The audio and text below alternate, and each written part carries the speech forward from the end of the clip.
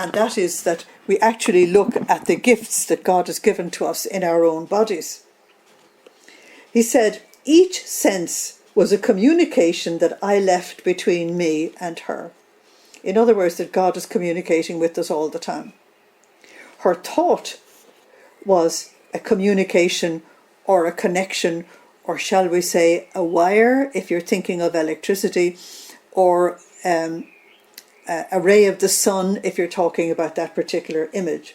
So her thought was communication between my intelligence and hers. We need to give that a little bit of thought ourselves, because if we realize that God intended our thoughts to be a connection with his intelligence, then wouldn't we ask him more frequently to let that become a reality for us?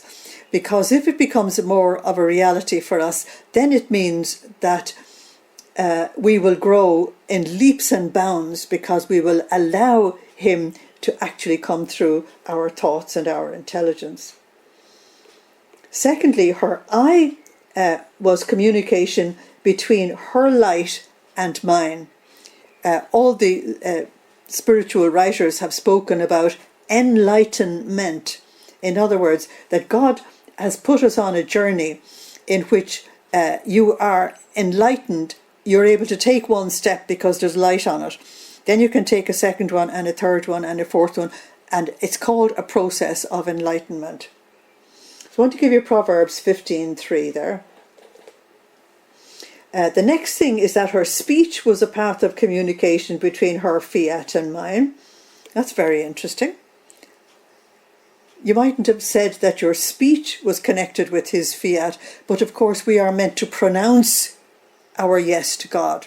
We are meant to pronounce our surrender to God. Her heart was meant to be a connection between her love and mine.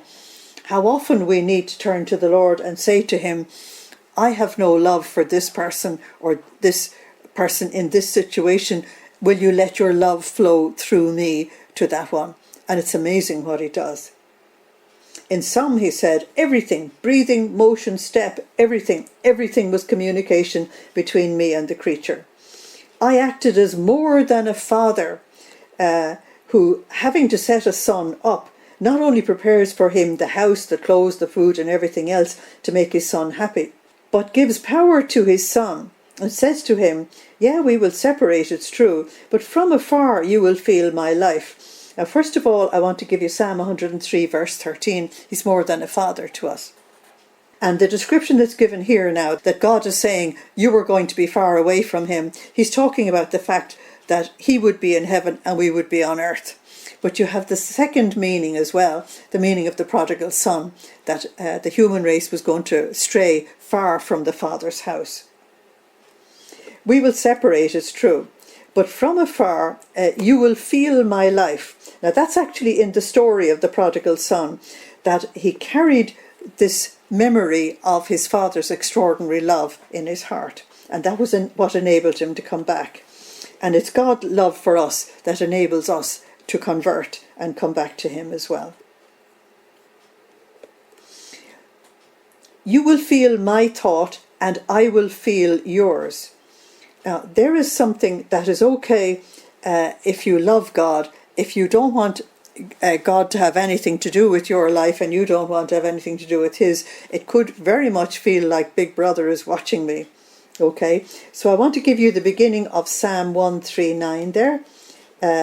You know my thoughts before I think them and my words before I say them. In other words, God is within and without, as St. Patrick put in his breastplate. Christ before me, Christ behind me, above me, below me, and everything. Okay, so you will feel my thought, Jesus said, and I will feel yours. You will feel my breathing and I will feel yours. Why? Because he is our very breath. You will feel my heartbeat and I will feel yours.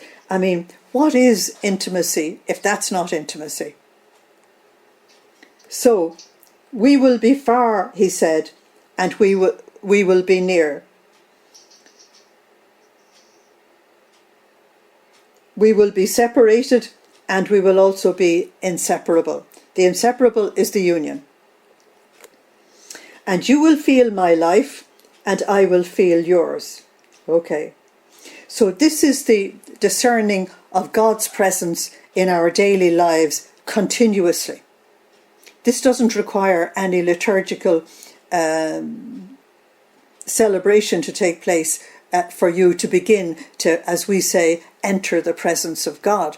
If we know the reality that we're actually dealing with, we're in the presence of God all the time. We can't be anywhere else. The divine will doesn't leave anybody, because if the divine will left anybody, we would simply cease to be. There would be no evidence of our existence if he moved away from us. We would just cease to be.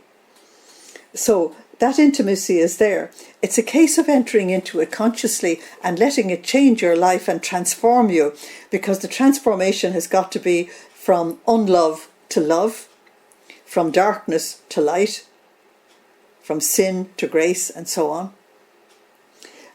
So Jesus continues, "You will feel my life and I will feel yours. But what a terrestrial father cannot do for his son, because it's impossible for him, I, the celestial Father, did.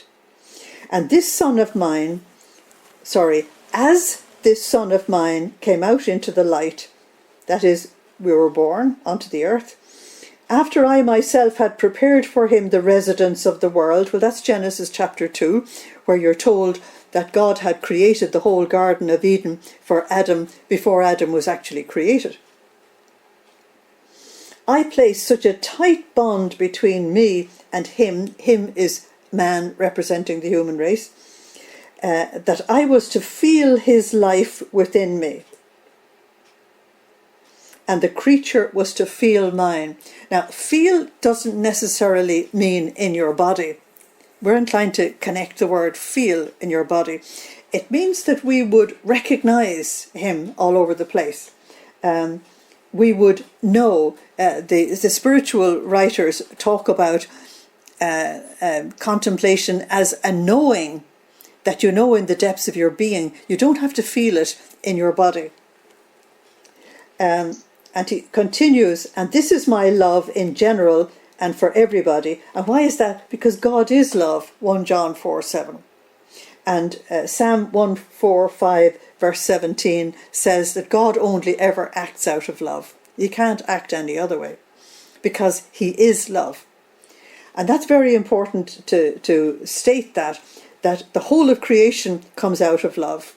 The creation of man comes out of love. All of God's reactions after the fall of man all comes out of love. And if we actually read the Old Testament in terms of love, I think we would be surprised. We're inclined to read it in terms of judgment. Now, in this second paragraph, Jesus is saying, but there is another love, and it's the love of predilection. Let's just take a very simple example. I can say I love the Irish people. But if you fall in love with somebody and marry that person and create a family through that person, that's a love of predilection. That's actually different. And so the love of predilection now is brought in here. So what should I tell you, that's Luisa, then, of the special love, that's the singular spousal love that I have for you? Each suffering that I have sent to you was one more communication between me and you, and therefore one more adornment with which I embellished your soul. Now, the aspect of Christianity that makes people run away is the fact of suffering. But we've been told by all the teachers from the very beginning, from the early church fathers, that a Christian without the cross is an anachronism. The cross is right in the very centre of the thing. And in the writings of Luisa, the cross is there from the very beginning. And so Jesus said, every suffering I sent to you was another special communication between me and you.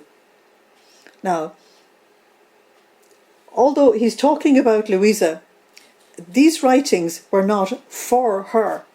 They're coming through her to the generations that were coming after her. And so the Lord wants us to look at the fact that sufferings that we might have considered terrible and we didn't want to know about them, that they might have been a special communication between us and God. Now, I won't go into the whole subject of suffering. You can go into that yourself. I will just say to you that anyone who has been through a time of suffering and they have allowed God to work in them through it, have come out at the other end much wiser, much humbler, much more loving, much more tolerant, etc., etc., etc. The very experience of suffering is like going through a spiritual operation in which the unlove and the impatience and all the other stuff that needs to get out is actually excised or operated on. And you come out the other side much more healed and much more whole. So he says, every suffering I sent to you was one more communication between me and you, and therefore one more adornment with which I embellished your soul. Now, in the hours of the Passion, and in some of the prayers of Luisa, you hear her wanting the insignia of Christ, that we would actually be like him, that we would be covered like him. And so the Lord says that he adorns us through these sufferings. That's the first thing, each suffering. The second thing is, each truth that I've manifested to you was a particle of my qualities with which I embellished and filled your soul. Now, we who are studying the writings of Luisa can make the mistake of sort of looking at the thing in general and sort of getting the gist of it. I suggest that that's a big mistake. What we have to do is make sure that each truth that has been revealed, that I've actually got it. You know the way they say nowadays, got it? Okay. I have to make sure I've got it. That means it's gone into my head, that it has been absorbed into my soul, and that I am now living this, so that each truth is actually a step forward. So listen to what Jesus says. Each truth I have manifested to you was a particle of my qualities with which I embellished and filled your soul. So each truth is very important for building up the new heavens and the new earth that he wants to build inside of us.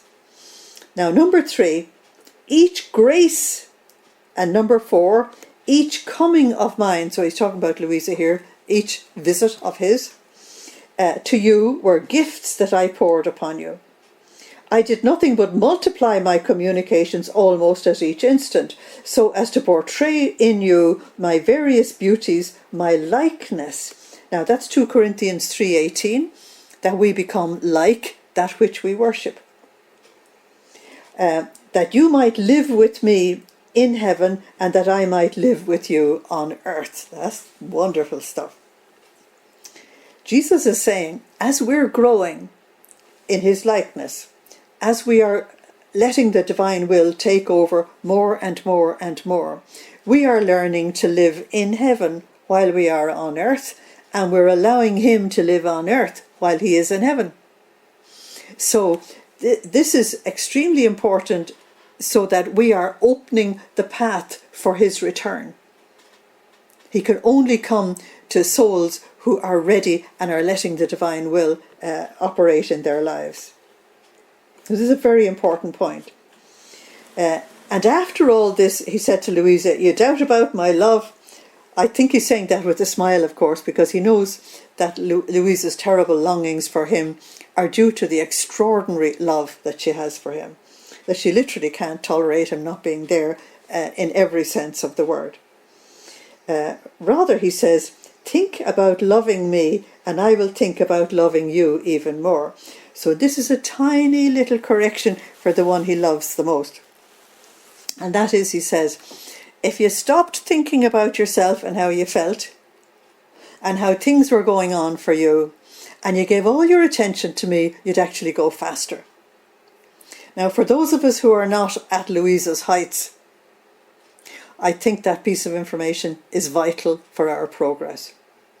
And that is that if we would stop thinking about how I am inside, how I am outside, how things are going for me and all the rest of it, if I would just stop that and give all that energy and all that attention to loving Jesus and loving my neighbour through him, with him and in him, I would take wings and fly very fast. I want to give you Proverbs 23:7 there. As a man thinks, so is he. We would say in modern English, you are what you think. So I want to go on to October the 17th, 1924. Again, we're still talking about God's love for us. Luisa said, I was thinking of the great love which Jesus has for us. In other words, continuation of the last message. And his great love for us, I want to give you John 15:9. As the Father has loved me, so in the same way I have loved you. And then he says, and that's the way that you have to love one another. Okay, so we're continuing now from the last message. She said, my mind wandered within the eternal love. That means she's meditating, she's contemplating on it. And my sweet Jesus moving in my interior, which means, of course, that the kingdom of heaven is there. That's Luke 17:21, the kingdom of God is within you. And 1 Corinthians 3:16, know you not that you are the temple of the living God, and that the Spirit of God dwells in you. So Jesus moved in her interior and showed her spokes of light. Now, if you think of a bicycle, you have the picture. And the spokes are of light. And within these spokes, there is a sun in the very centre. Okay. And this sun contained as many rays, listen to this, for as many existing creatures. Each creature had a ray all for herself. Now, this is a new image that she's actually using. We're used to her saying that the divine will is like the sun. But here she's saying that each one of us is a ray coming out of that sun. I think that's brilliant. And this ray is all for yourself, and it gives you life. Now, if God has given a special ray from his divine Son to each one of us, then we can confidently, absolutely turn to him and ask him to give us the fullness of it and to enable us to be able to receive it and to use it to our benefit and for his glory. So each creature had a ray all for herself, which gave her life, light, heat, strength and growth. In other words, everything that was necessary to form a life. So here you've been told that the divine will is actually the primary source of our being. It was delightful to see how each creature was attached to the ray of this sun, like a branch to the vine. So there you have John 15, I am the vine and you are my branches. And my mind was wandering within this, and he said, my daughter, see with how much love I love the creature. Okay. Before coming out to the light of day in this world, she was already in my womb. Now, this is very important because as we enter into real, committed, final, permanent union with God, we become a birth from his womb. Okay? And I want to give you John 3:16, unless a man is born again from above, he can't even enter. Now, Jesus used that message to first of all introduce the church to entering in out of the world into the church through water and the Holy Spirit. And now you can apply that to us on the level of entering fully and finally into the divine will and being born again of the Spirit of God, being born from the womb of God. So before coming out into the light of day of this world, that is being born from your mother, the soul was already in my womb, and in delivering her, I did not leave her. Now, this is the big issue with between Luisa and Jesus all the time, that apparently he's leaving her, and he keeps on telling her, I haven't left you. It's actually not possible for me to leave you. Okay? He said, and he's talking about any soul being born into the world, not just special people like Luisa. I did not leave her. The divine will is there in the centre of our being. A ray of light containing my life follows her. in order to administer to her everything that is necessary so as to carry out this life. Now, he's talking about the divine life in us. I forget the name of the poet that said that children are born trailing clouds of glory after them. They really remember for quite some time where they actually came from. And with how much care do I not raise her, he said. So beside that, I want to give you Psalm 23. The Lord is my shepherd, so I lack nothing. If you want to change the word shepherd, the Lord is my carer, I lack nothing. Or the Lord is my mother, or the Lord is my father, or the Lord is my life giver, whatever. Whatever it is, I lack nothing. With how much love do I not water her? That is, take care of the soul again. Now watch this. I myself, now here you've got the humility of God in a way that's totally, utterly amazing. I myself make myself into light, heat, food and defence for her. There's God completely at the disposal of the soul. Now, and what I want to do is remind you there of the book of Exodus, okay? Because it was in the wilderness, in the very first experience of walking with God, that human beings discovered what we call the creed. He is my Father. He guides me. He is my light. They had the pillar of fire. He's my protector. They had the pillar of cloud. He's my food. They had the manna. He's my drink. They had the water from the rock. He's my healer. He healed them from the snakes, and so on and so forth. And so when you study the Torah, the first 5 books of the Bible, what you find is that one of the fascinating things, if you could read it in the original, in the Hebrew, is that they keep on giving titles to God. The Lord is my this, the Lord is my that, the Lord is my the other. And it's absolutely fascinating. And it means that God, in fact, now we're not talking about special believers here. This is for all human beings. That God is, in fact, totally serving us and our needs. It's utterly amazing. So when you look at something like this and you look at human pride, you see how terrifying the human pride actually is. I myself make myself into light, heat, food and defence. Now when Jesus became incarnate and lived in Israel, in his public ministry, he made himself a servant.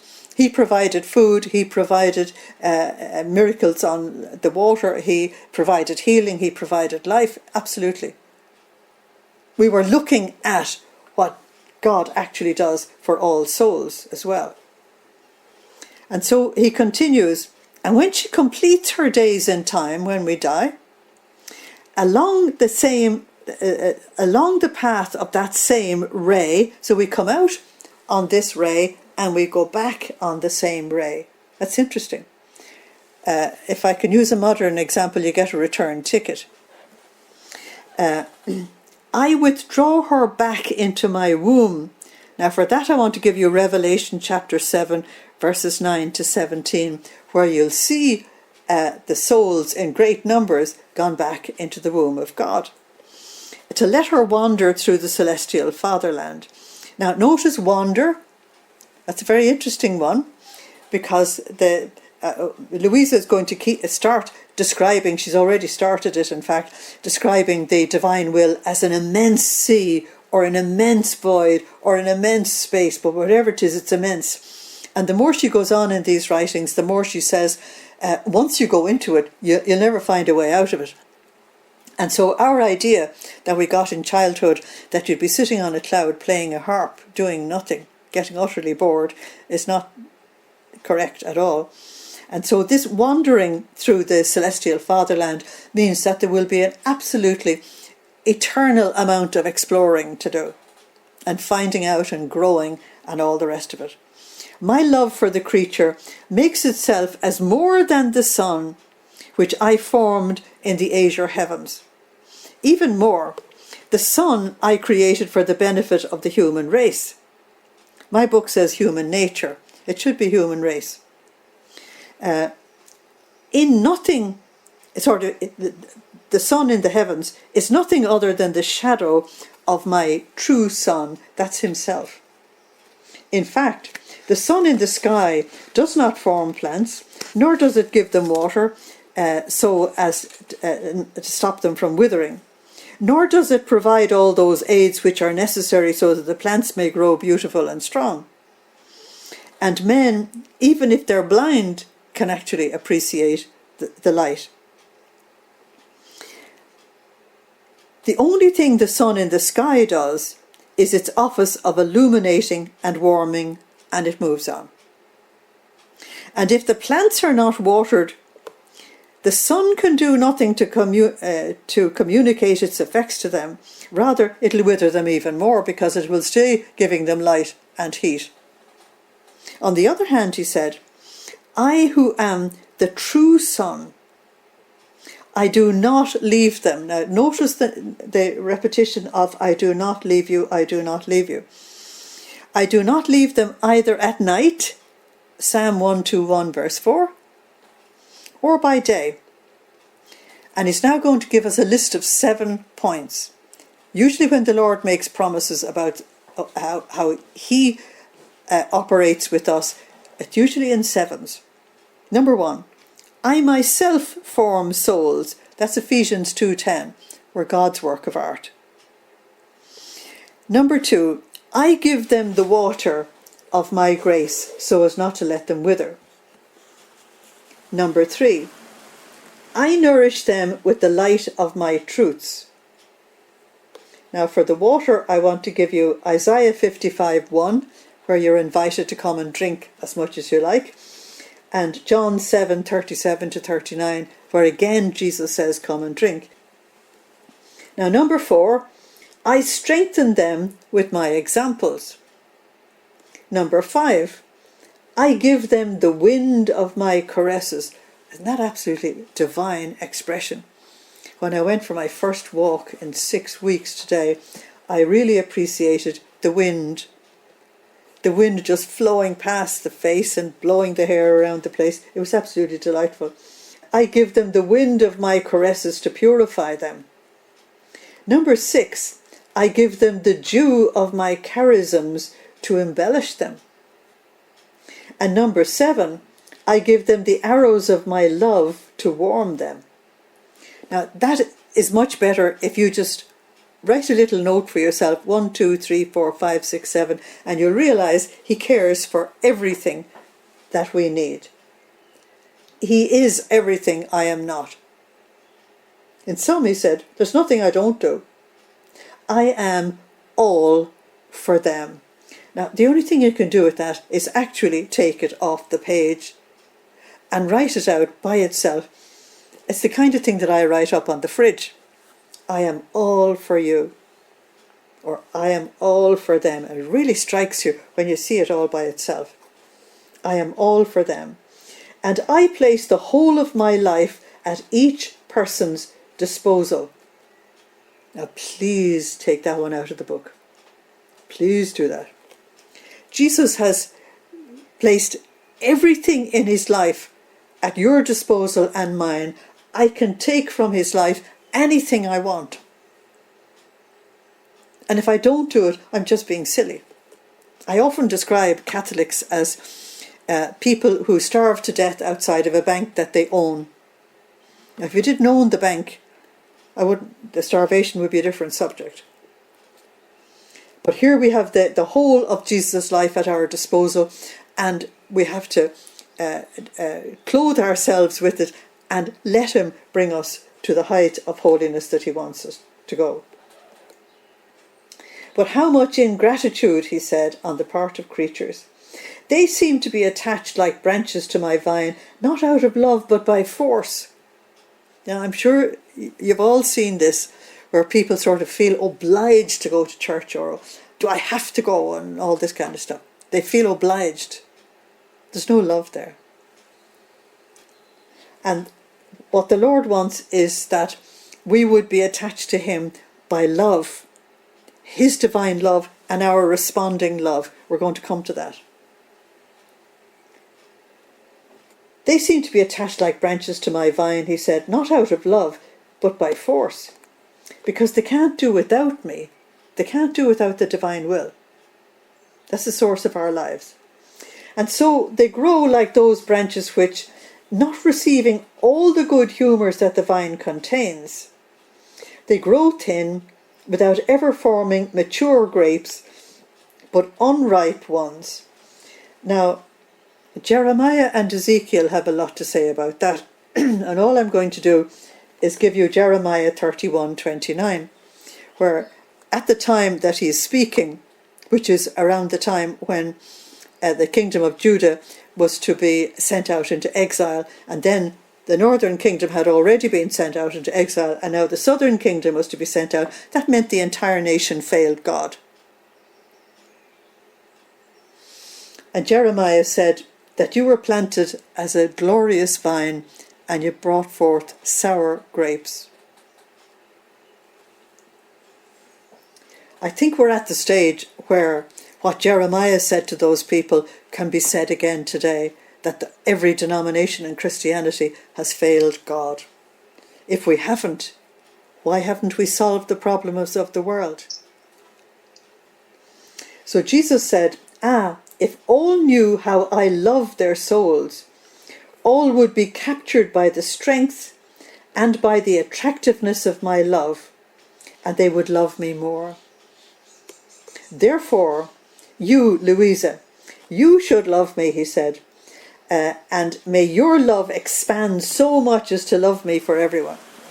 Now, it's addressed first of all to Luisa, and secondarily to you and me, that the Lord wants us to let our love expand, to really love him and glorify him and bless him and repair him for everybody, and to do it with more and more and more energy and gusto. So let's go to October 23, 1924. Luisa said, I'm going through bitter days because of the privation of my sweet Jesus. Oh, how I miss his lovable presence. Psalm 42. I have nothing but tears for my bread night and day, as he say to me all day long, where is your God? Okay. Oh, how I miss his lovable presence. Even just the memory of his sweet words wounds my poor heart, and I say to myself, now, where is he? Where did he direct his steps? Where will I find him? Everything is over. I no longer see him. Now, for that I want to give you Song of Songs, chapter 3, verses 1 to 2. It's the bride feeling that she has lost her spouse and goes looking for the bridegroom.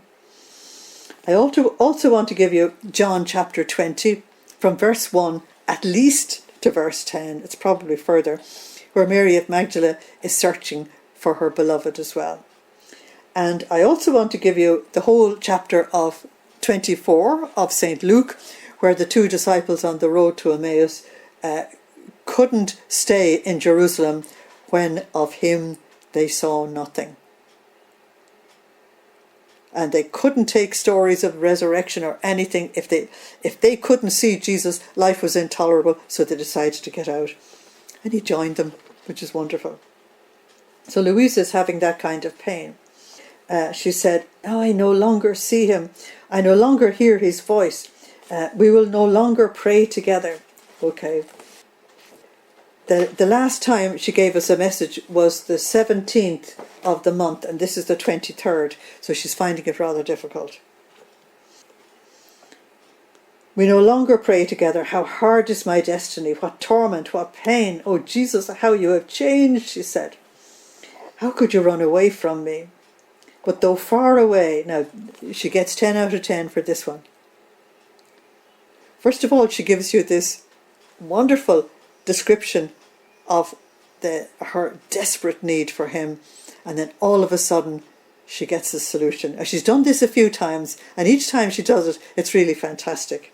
She said, but though you are far away, on the wings of your will, wherever you are, I send you my kisses, my love, and my cry of sorrow, which tells you, come back to your poor exiled one. That is the secret for you and me, that whether you sense him near or far, that on the wings of the divine will, you send him everything. It's fantastic. So she said, while I was saying this and other things, Jesus moved in my interior. and extending his arms, he clasped me very tightly. So the poor girl needed a big hug. And Luisa said to him, "My life, my Jesus, I can endure no more. Help me. Give me strength. Do not leave me again. Take me with you. I want to come." Now, I want to come is I want to come to heaven. She's about the only one you probably ever met who really badly wanted to die, but for the right reasons. Some people want to die for all the wrong reasons, just to get away from pain and to commit suicide. So she said, "I want to come." And so Jesus has got to come around delicately to tell her that, you have committed yourself to the divine will. And she's going to use a feminine trick on him. She says, yeah, but the divine will lives in heaven. He said, yeah, but it needs an awful lot of work to do on earth. And he's got to persuade her to continue her work on earth. This is actually very beautiful the way it's done. So she said, Jesus interrupted her and said to her, "My daughter, don't you want to do my will?" And she said, "Of course, I want to do your will. But your will is also in heaven," she said, thinking that she's won the argument at long last. Now, before we go on, I want to give you 2 Corinthians 5, verses 1 to 10. "Of course I want to do your will," she said, "but it's also in heaven. So, if until now I have done it on earth, from now on I want to come and do it in heaven. Therefore hurry and take me, and do not leave me here any more. I feel I can endure no more, so have pity on me." So Jesus, to use very human language, had to take a deep breath to try and get her to accept his will. So he said, "My daughter, you do not know what my will on earth is." Now this is our 17th volume. She should know. But the point is, how often have you and I read these texts and you've forgotten all about them, and you go back and read them and say, "My goodness, was that there when I read it the last time?" "You don't know what my will on earth is," he said. "It shows how, after so many lessons, you've not understood well." Now, I can't see you. If I asked you to put your hand up, I'd put my 2 hands up. You don't understand well. You must know that the soul who lets my will live within herself, as she prays, as she suffers, as she works, my book says operates, as she loves, etc., she forms a sweet enchantment to the divine pupils. He's talking about now operating on earth. She's wanting to operate in heaven. So it forms a sweet enchantment to the divine pupils in such a way as to enclose with her acts the gaze of God in that enchantment. You can really capture the presence of God. You can capture his attention. It's really fantastic. And you do it in such a way, he said, that I am captured by the sweetness of this enchantment. It has the power of preventing my justice from pouring itself out in all its fury upon the face of the earth, with many of the chastisements which creatures draw upon themselves with their grave sins. This means that when we're doing our acts, we're preventing the fierceness of chastisement. We're toning it down for everybody. And Jesus is saying, wouldn't you want to stay to do that? That's why I gave you 2 Corinthians 5, verses 1 to 10, where St. Paul said he wanted to take off the tent of this body and go to God in glory, but he realized that he had a task to do on the earth, and so out of love for God, he would stay. And Jesus continued, he said, "Look, my justice too receives the enchantment of my will operating in the creature. Do you think it's trivial that the Creator sees in creatures who are still living on the earth his own will operating, triumphing, dominating with the same freedom with which it operates and dominates in heaven?" He's saying, you haven't grasped the enormity of this at all. No wonder it captures his attention, and he's going to tell her it captures the attention of all heaven as well. And so in the next paragraph, he's going to say to her, look, the saints in heaven have finished their work. They're into celebration. But we've a lot of work to do on the earth. It's on the earth that we have to conquer souls, and we have to try and bring them into the kingdom of God. We've a lot of work to do. And he's saying to her, Luisa, you can't afford to die. There's too much to do. Anyway, Luisa doesn't know. She's not even halfway through these messages. Volume 18 is halfway through volume 36. She has no idea of the enormity of the work that's still waiting for her. So, he continues, this enchantment, he said, that he's talking about, is not present in heaven. Because in my kingdom, my will dominates as if it was in its own house, naturally. And the enchantment is formed within myself, not outside of me. Now you see, he's been saying that somebody living in the divine will and doing acts in the divine will forms this enchantment for him on the earth. That's outside of his kingdom. He's conquering on the earth. But the saints in heaven, it's all inside of him, and he's the source of all their happiness. He's trying to say that we are the source of his happiness on the earth when we participate fully. But he said, that's all inside of me. He said, it's not outside of me. Therefore, it is my will that enchants the blessed with an enrapturing strength, in such a way that their pupils are enclosed in my enchantment to delight it eternally. So it's not they who form the sweet enchantment for me, it's the folks on the earth, but I for them. And so my pupils are free and receive no fascination. On the other hand, while living in the creature who is crossing the desert of the exile on earth, my will is as though working or operative and dominant in the house of the creature. Now notice the house of the Father is heaven, the house of the creature is on earth, because Adam was made Lord of the earth. Now it is in the house of the creature, and this is why she is the one who forms the enchantment for me. She fascinates me, and she makes my gaze receive such attraction as to capture me, to fix my pupils upon her without being able to remove them. That means you've actually attracted the gaze of God. Isn't that amazing? You've caught his attention.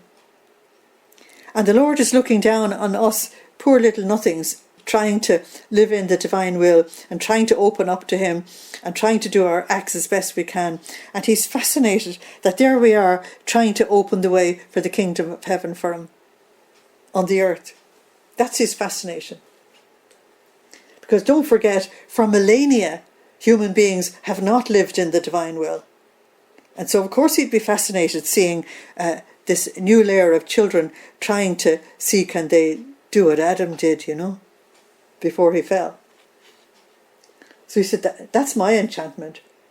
You do not know how necessary this enchantment is in these times. How many evils will come. This is only 1924. That's a century ago.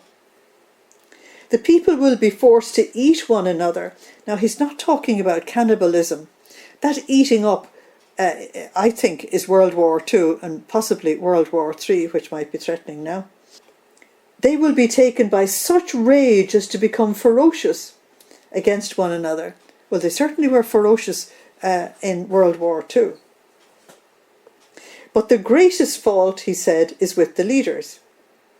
Now, if you've studied the Old Testament, you'll find that all the prophets, when things went wrong in the nation, the prophets continuously laid the entire blame at the feet of the prophets, priests and kings. They were the leaders.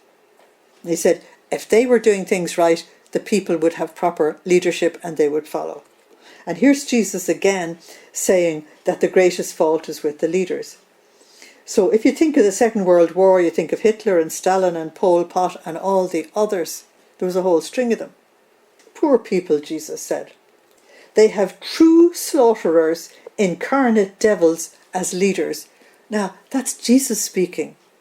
And he's the truth. If that's God's discernment, it's no wonder there was hell on earth. And these incarnate devils as leaders want to make a slaughter of their own brothers. Just think of the millions that Stalin killed in his own nation, apart from anything else.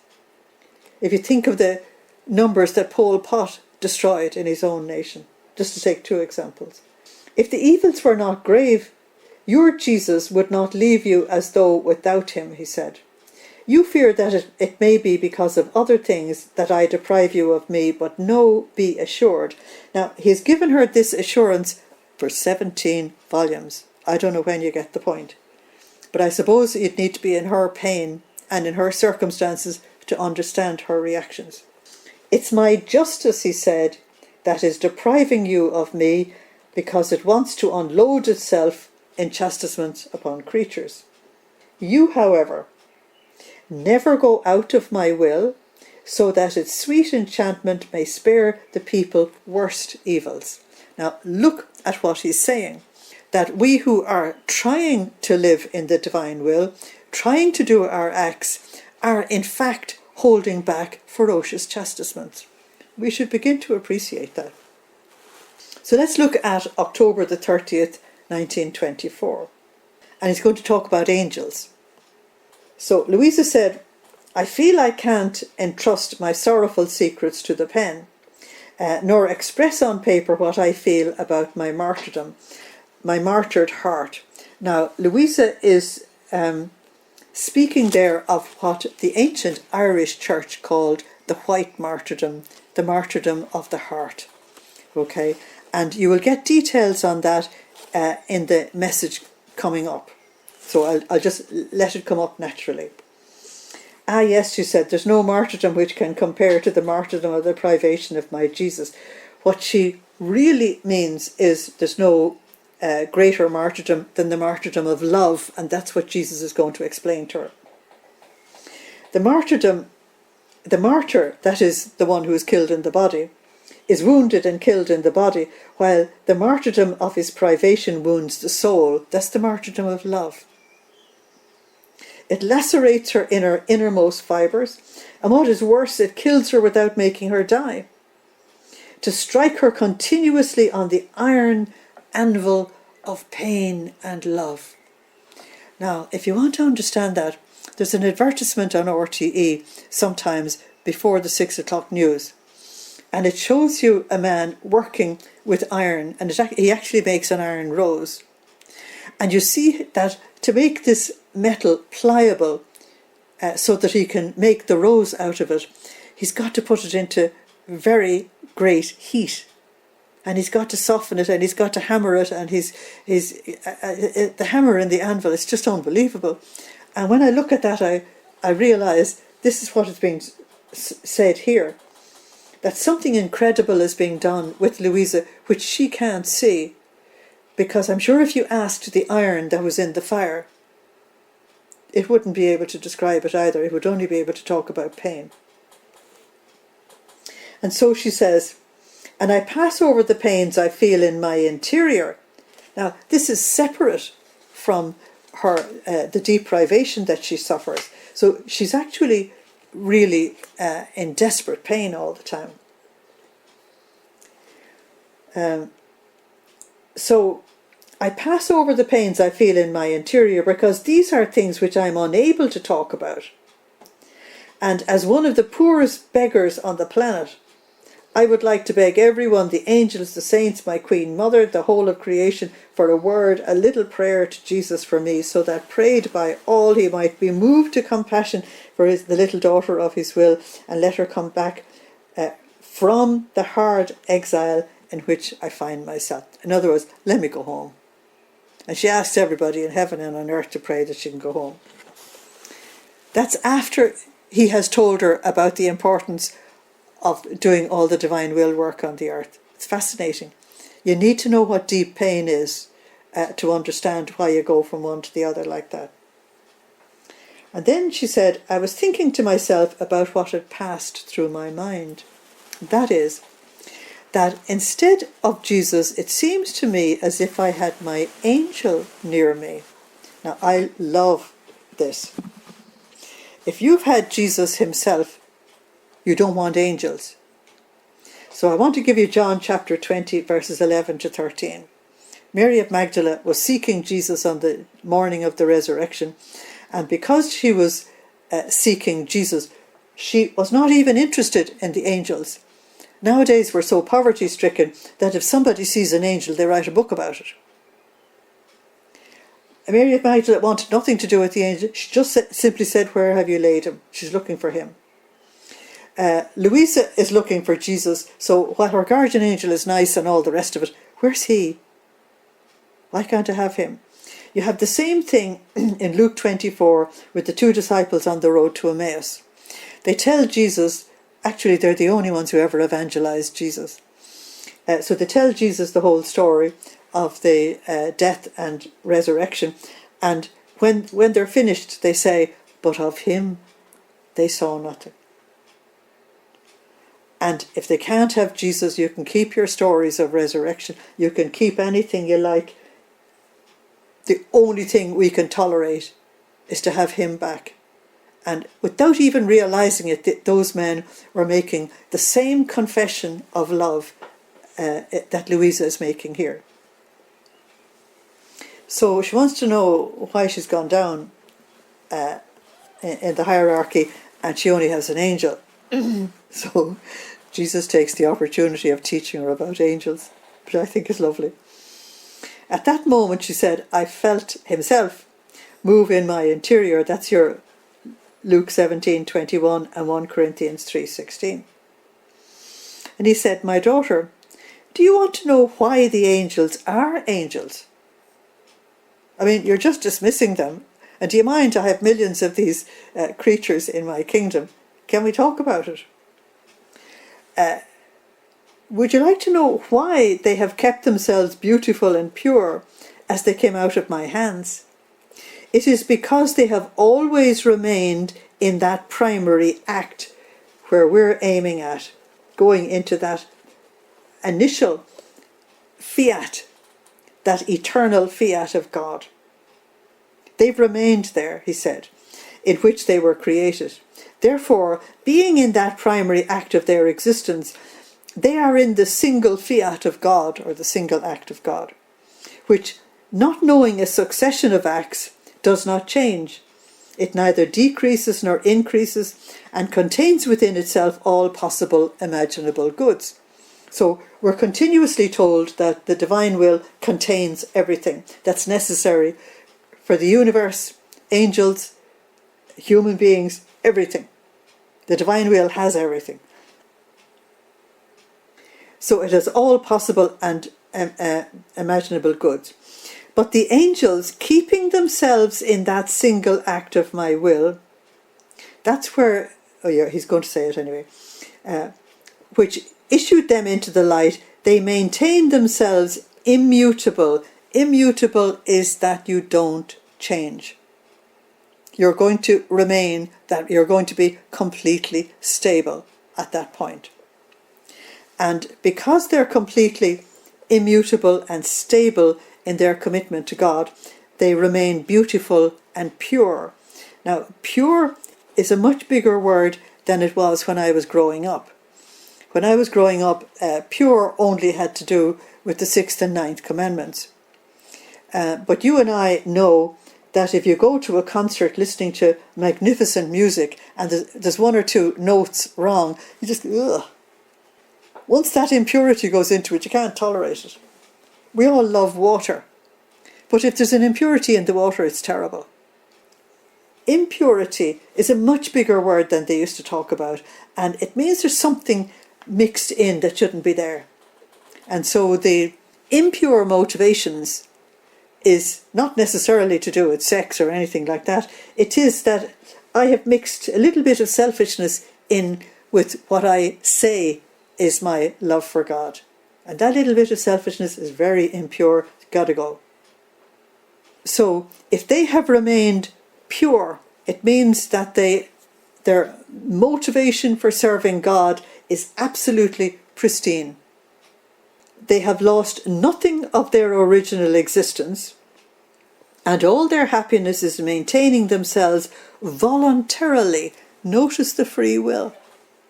Because we do know that the angels were given a test, and that 1/3 of the angels, led by Lucifer, said, I will not serve.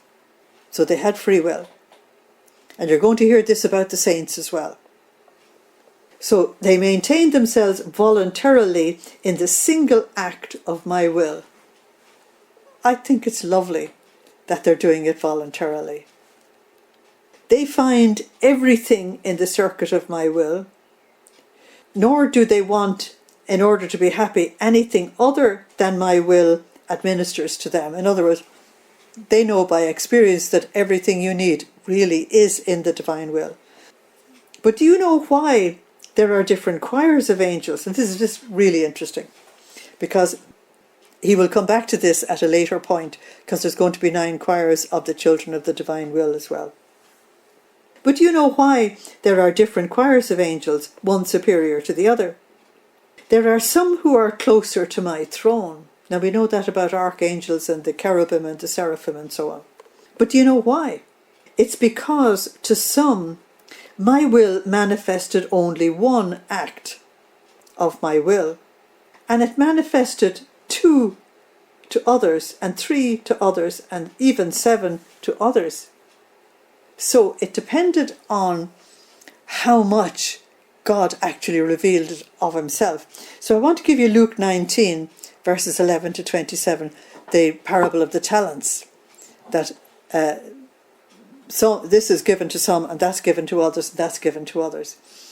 But unlike the angels, in the parable of the talents, human beings reacted negatively to God's choice. So the divine will revealed different things to the angels, and in each thing pertaining to the additional act which my will manifested, some were made superior to others. So it was that divine revelation. Can you imagine how superior Luisa is then, receiving this full divine revelation about the kingdom of the divine will? The angels must have been fascinated. So this is what made some superior to others, and were rendered more capable and worthy to be close to my throne. Now, rendered more capable, only God could do that. And when you hear Jesus in several places in the writings of Luisa talking about the Immaculate Conception of our Blessed Mother, he says that he had to render her capable of conceiving the Son of God. As a creature, she couldn't do that. And the Son of Man was also to be the Son of God. He was to be divine as well as human. That all the graces, the seas of graces poured into her, were to enable her to be able to do that. It is God who is the source of everything. We get everything from him. The different things that were revealed to the angels, God made them, rendered them more capable and worthy to be close to his throne. So, watch this. The more my will manifests itself, and they keep themselves in it, the more they are raised, embellished, made happy, and superior to others. That is the principle for us as well. So watch this. The more the divine will manifests itself, and it has manifested itself fully in these writings. I don't know how long it'll take us to get through them all. The more we keep ourselves in the divine will, because you have to do it voluntarily. Do you remember the angels up there? They did it voluntarily. The more we keep ourselves in the divine will after the Lord has revealed something to us, the more we are raised, embellished, made happy and superior to others. Superior means you have a different relationship with God, and you've more power to make a difference upon the earth. So he says, see then how everything is in my will. And everything is in keeping themselves without ever going out in that same will from which they came. And from their greater or lesser knowledge of my supreme will are the different choirs of angels constituted.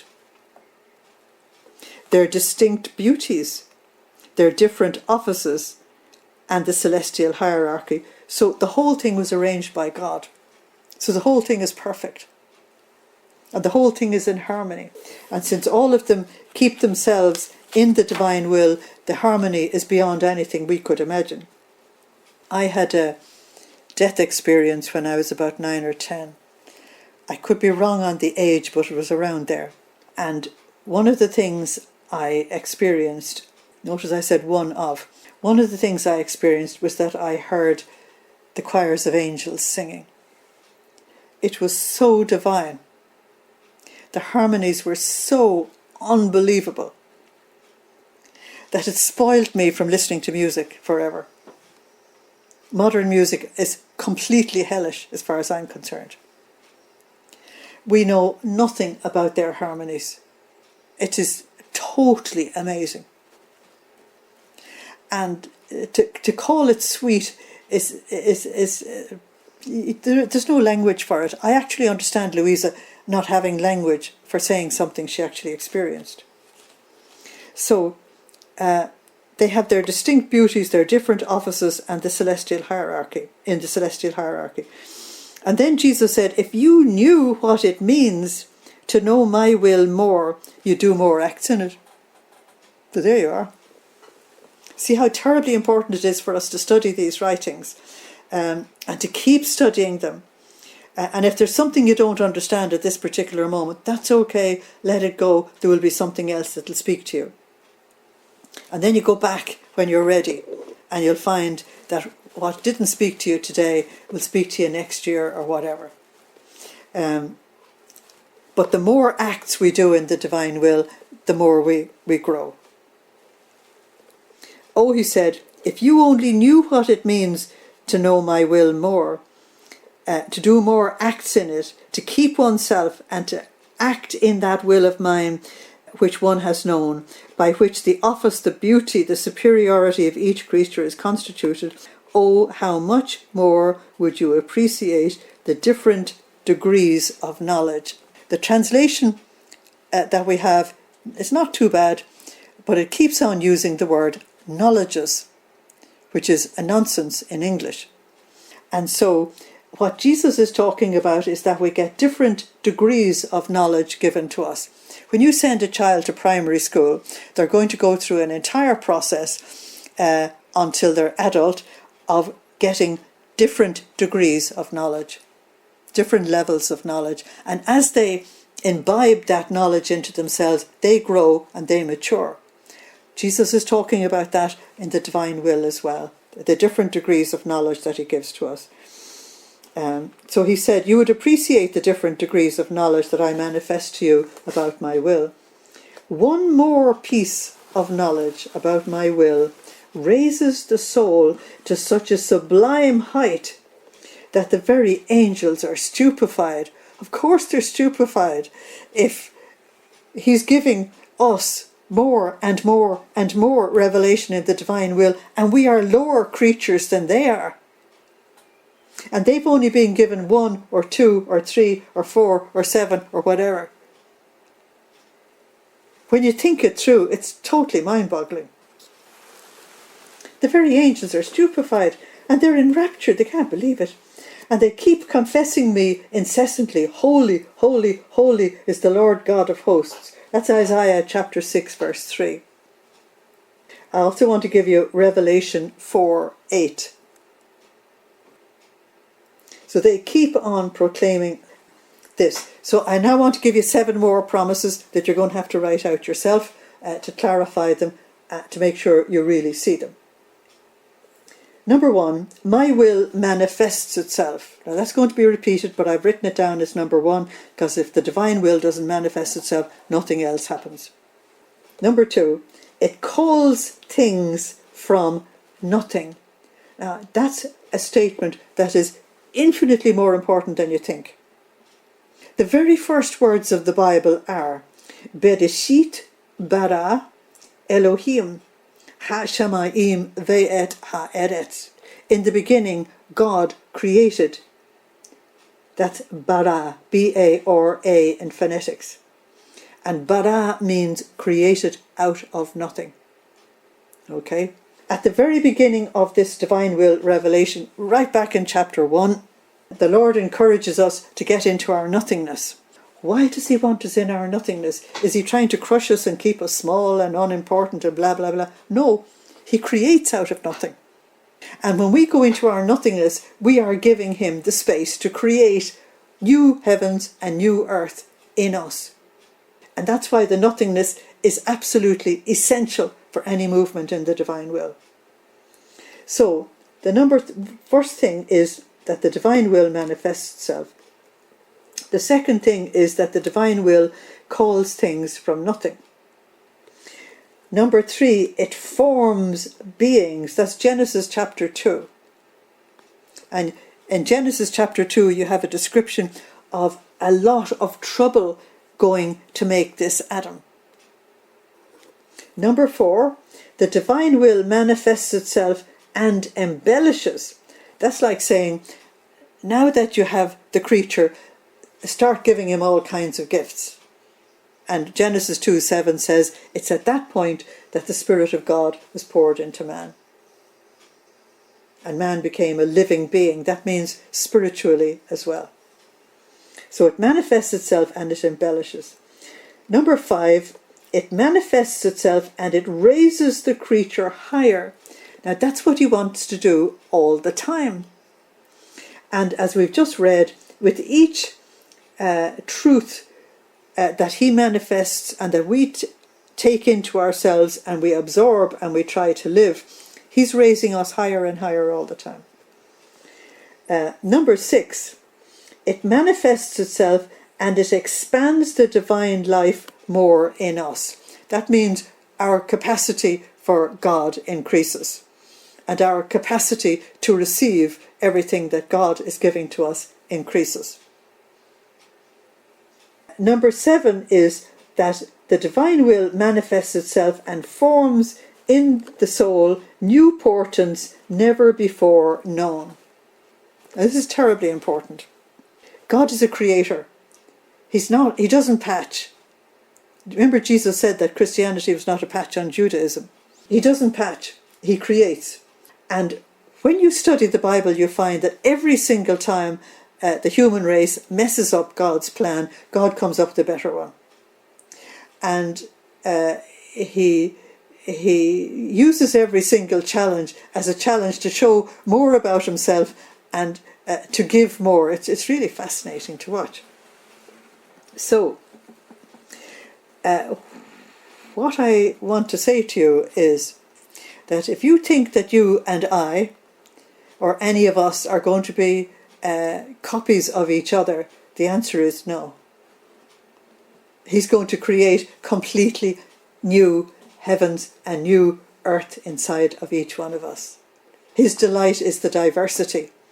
He wanted the 9 choirs of angels, he wanted archangels, he wanted cherubim, he wanted seraphim, he wanted guardian angels, he wanted this and that and the other.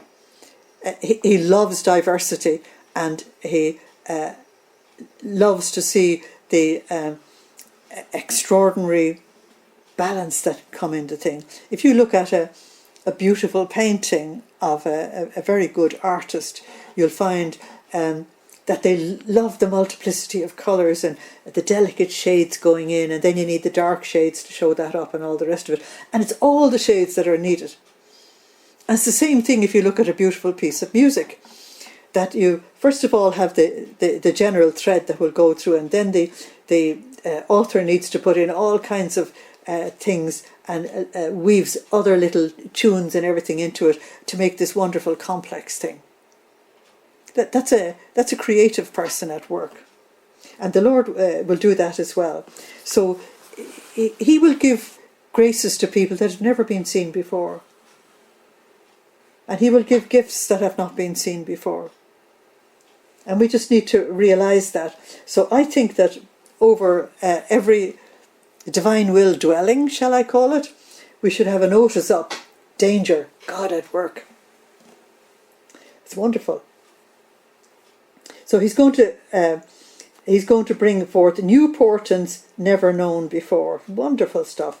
So God wants to make something beautiful out of each one of us, And he will tell us when we go a little bit further in the volumes that he wants 9 choirs of the children of the divine will.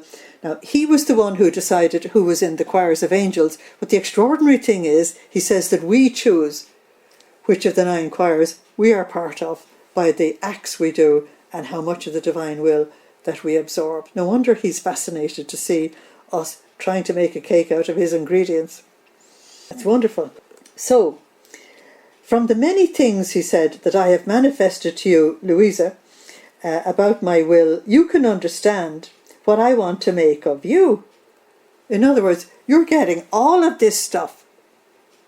And how I love you, he said, and how your life must be a chain of continuous acts done in my will. And of course, the more acts, the higher you're raised. If the creature, like the angel, that's the creature now is the human being. Let's put it this way. If we, like the angel, never went out of that primary act within which my will issued her to the light, what order, what portents would not be seen upon the earth? If only, like our Blessed Mother, we stayed totally, absolutely within the divine will, he said, the earth would be flooded with miracles. Therefore, my daughter, never go out of your origin, he said, in which my will created you, and let your primary act be always my will. So it has to be fiat semper Domine. Yes, always, Lord. Or the way I like to put it is semper fiat. Always yes, Lord. Now, Luisa has been telling us in the last couple of messages how extraordinary painful it was for her to not have Jesus around. So in the next section here, Jesus is going to explain what he calls the passion of love. In other words, the entire spiritual life is all about love, the whole thing. After this, Luisa said, with my thought, I placed myself near Jesus in the Garden of Gethsemane. And I prayed him to let me penetrate into that love. Now, look at the word penetrate. Prayer is very dangerous because God is listening. And if you say something that he really likes, there's going to be consequences. If you ask to penetrate into his love, then you're going to have to go down that painful route that he went down, because that's when he manifested his absolutely inexplicable love to us. When I asked the Lord at the end of last year if I could somehow come to understand something of his reaction to the scourging at the pillar, I got a little experience of it in January.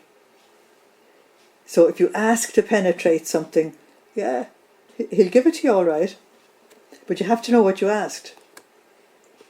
So Luisa says, I want to penetrate into that love, but she's not afraid of suffering, in which God so loved me. And my Jesus, moving again in the depth of my interior, told me, my daughter, enter into my love and never go out of it. Now, we're used to him saying, enter into my will. Now it's enter into my love and never go out of it. Now, the whole transformation that's required of us is to turn from selfishness to love. God is love. And God made everything out of love. As we've been reading, he created everything in the universe out of love. He created us out of love. He redeemed us out of love. He worked it out that we should be conceived in love, that we should be nurtured in the womb in love, that we should grow up in a loving family, and when we reach adulthood, that we're ready to pass the love on. And in the meantime, we're supposed to grow in love interiorly.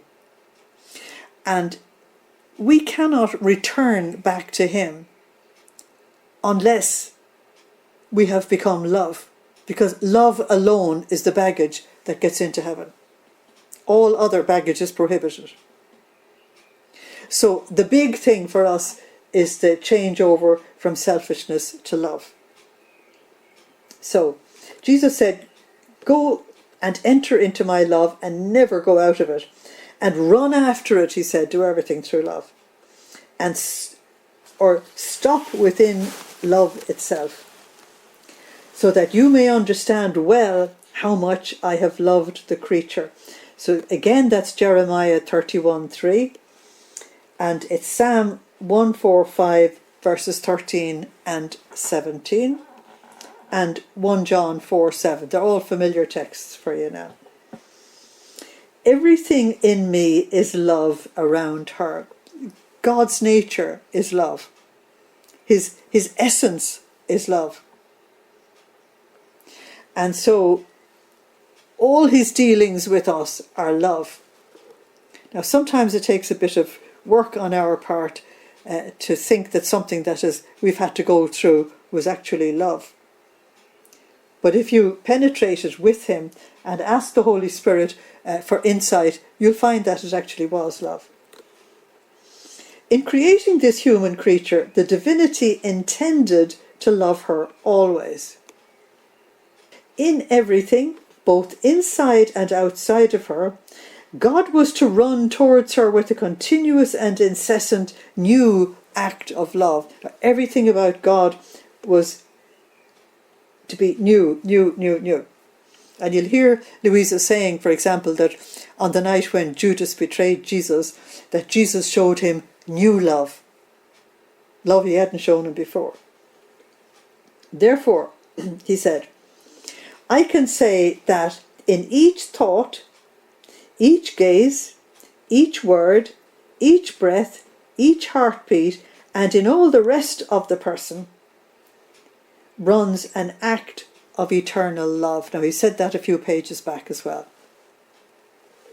But if the divinity intended to love this creature always and in everything, it was because God wanted to receive in everything the requital of the new and incessant love of the creature. Now, love is a circle. We all know that unrequited love is the hardest thing to endure. If love goes out of me to another person, then the cycle is not complete if love doesn't come back in some way. It's not complete. And love is meant to be this cycle. It goes out from God to us, and it should come back from us to God. You who have brought children into the world know that you bring forth this child in love, and the only thing you want from the child is love coming back. You're not asking the child to pay for their food and accommodation. You're not asking them to pay for their education. All you want is love coming back. Love is a circle, and it must be complete. So Jesus is saying here that God intended sending love to us in absolutely everything inside of us and outside of us, but he wanted a response of love from the creature. The divine will wanted to give love in order to receive love. So let me show you the giving love is John 15:9. As the Father has loved me, so I have loved you. Us giving love back to God is Deuteronomy 6:4-10. You shall love the Lord your God with all your heart and all your soul and all your mind and all your being, and love your neighbour as yourself. I want to give you Deuteronomy 7:13. And I want to give you Deuteronomy 10 verse 12, 11 verse 1, and I have to say, etc., etc. It's all over the Bible. Okay. So it is a circle, and he wants love in return. But he said this didn't happen. Not only did the creature not want to keep the rhythm of love, what I call the circle of love, and respond to the echo of the love of the Creator, but she rejected this love. Not only did she reject it, she denied it. And not only did she deny it, she offended it. So this is the position of fallen man. And so, in the fall of the human race, human beings gave God an experience he never had before, and that is sorrow and suffering. And this is a whole big topic I'm not going into right now. So, our journey back to God is a journey of sorrow and suffering. all of that. Remember he said, you go out on this ray of love, you have to come back on this ray of love. But if you put the sorrow and suffering into the mix, then sorrow and suffering is what accompanies you on the journey. At this affront, Jesus said, the divinity didn't stop, but continued its new and incessant love towards the creature.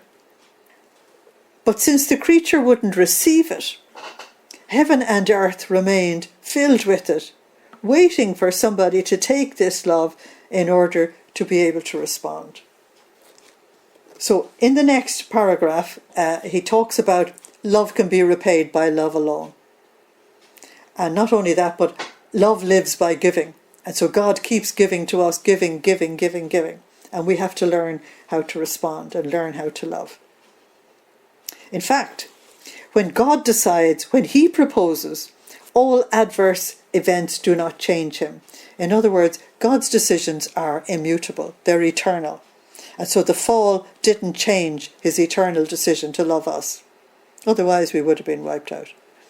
He remains immutable, which is unchangeable. And this is why, moving on to another excess of love, the Word of God came upon the earth, became incarnate. And I took on a humanity. I gathered within myself all this love which filled heaven and earth in order to requite the divinity with as much love, for as much as it had given and was to give to creatures. So when Jesus came on the earth, he took all that love that was stored in heaven and on earth and began to give God back the requital of love. So this is the headline for us. He's our model. And he said, I constituted myself the love of each thought, of each gaze, of each word, of each heartbeat, of each movement, and of each step of the creature. So Jesus gave back the response of love for every single thing in us. He gave it to the Father. And he tells us the Blessed Mother gave it as well. He encourages Luisa to give it, and then he encourages us to do it. We've got to put in something as well. Therefore, he said, my humanity, even in its littlest fibre, was worked by the hands of the eternal love.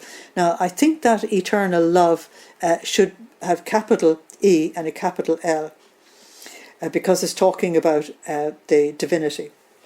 So I was worked by the hands of the eternal love for my celestial Father, in order to give me the capacity to be able to enclose all the love that the divinity wanted to give to creatures.